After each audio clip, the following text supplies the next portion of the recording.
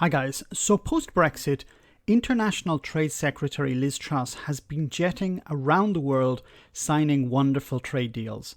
Well, not really, but that's the case if you listen to Brexiteers. Anyway, one of the big profile deals, not necessarily advantageous economically to Britain post-Brexit, is a trade deal with Australia.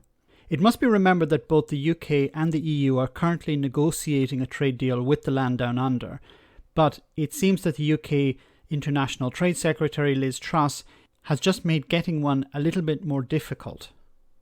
Now, it must be remembered that negotiations can be tough and require both strong character and diplomacy.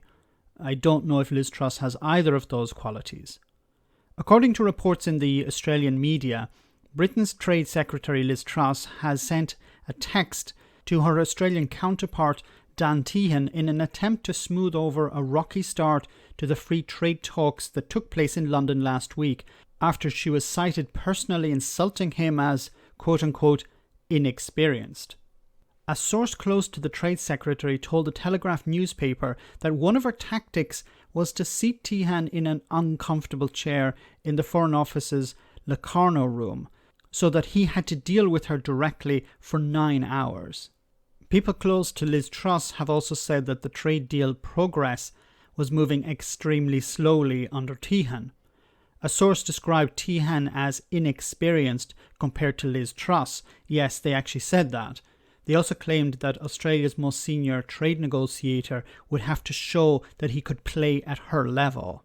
Now, Dan Tehan joined the Australian Department of Foreign Affairs and Trade back in 1995 and served as a diplomat between 1999 and 2001, before being part of the negotiating team that signed Australia's free trade deal with the Bush administration back in 2004. He was a trade advisor to the Trade Minister between 2002 and 2005.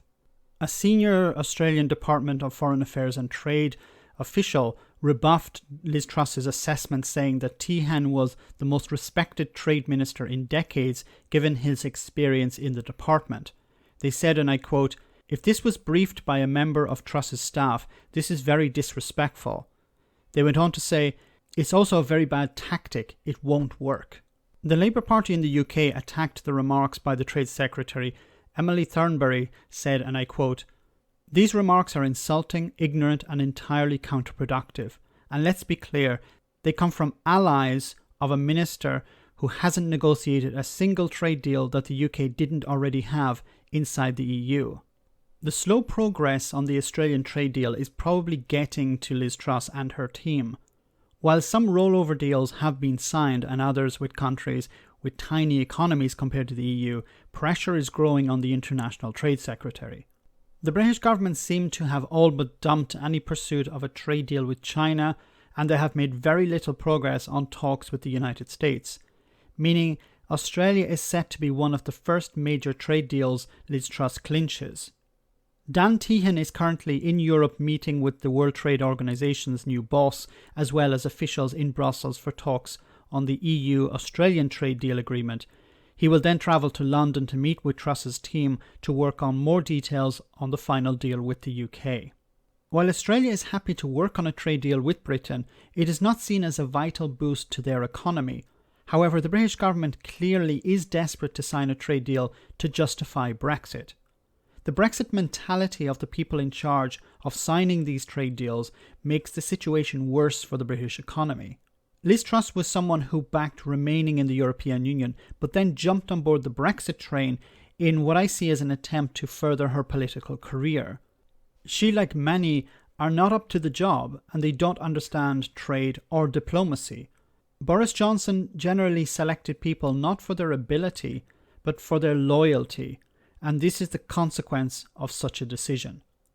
Let me know in the comments section, guys, what you think. As always, your comments are greatly appreciated. Thanks a lot. I want to say a big thank you to all of my patrons.